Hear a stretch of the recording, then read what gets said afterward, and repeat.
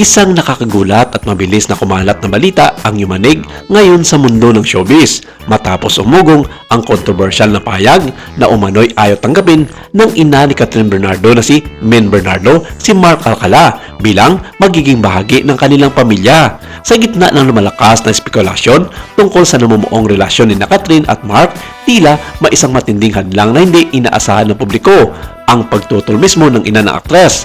Ayon sa mga insider na malapit sa pamilya, hindi raw lingid kay Min Bernardo ang pagiging malapit ni Kathryn kay Mark Alcala nitong mga nakarang buwan. Sa una, umano'y naging bukas naman siya sa pagkakaibigan ng dalawa, ngunit habang tumatagal at lalong nagiging personal ang kanilang ugnayan, doon na raw nagsimulang magbago ang kanyang pananaw. May mga ulat na nagsasabing ilang beses na raw nagkaroon ng tensyon sa pagitan ng panig ni Mark at ng pamilya Bernardo, lalo na kapag napag-uusapan ang seryosong direksyon ng kanilang relasyon. Hindi malinaw kung anong eksaktong dahilan ng umano'y pagtutol, ngunit ayon sa ilang mapagkatiwalaang source, may mga bagay daw na hindi nagugustuhan si Min Bernardo sa personalidad at lifestyle ni Mark Alcala. Ang pulot-dulo nito ay kumalat ng issue na ayaw ni Mayor Mark Alcala na maging biyanan si Mami Min sa ilang mga kadahilanan. May mga nagsasabing ito raw ay may kinalaman sa pagiging pribado at protektibo ng pamilya Bernardo, lalo na pagdating kay Kathryn na matagal nang itinuturing na breadwinner at haligi ng kanilang pamilya. Para kay Min, hindi raw basta-basta maibibigay ang tiwala sa sinumang lalapit sa kanyang anak, lalo na kung ito ay papasok sa mga seryosong yugto ng buhay at lalong-lalo na kung ayaw sa kanya ng lalaking makarelasyon ng kanyang anak.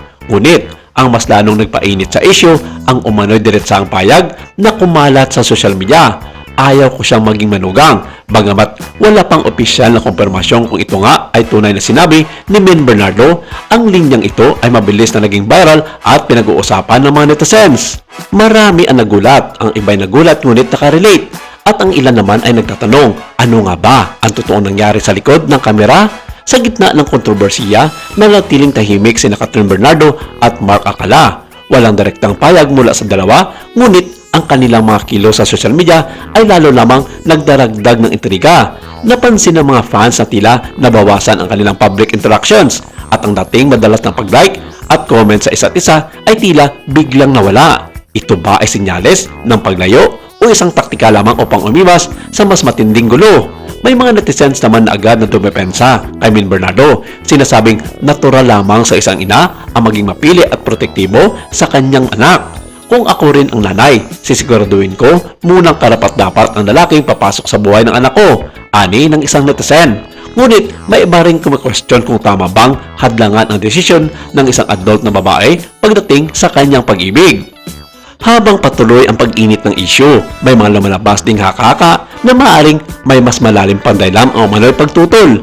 May mga nagsasabing maaaring may kinalaman ito sa career direction ni Kathryn Bernardo o kaya naman ay sa mga nakaraang karanasan ng aktres sa relasyon.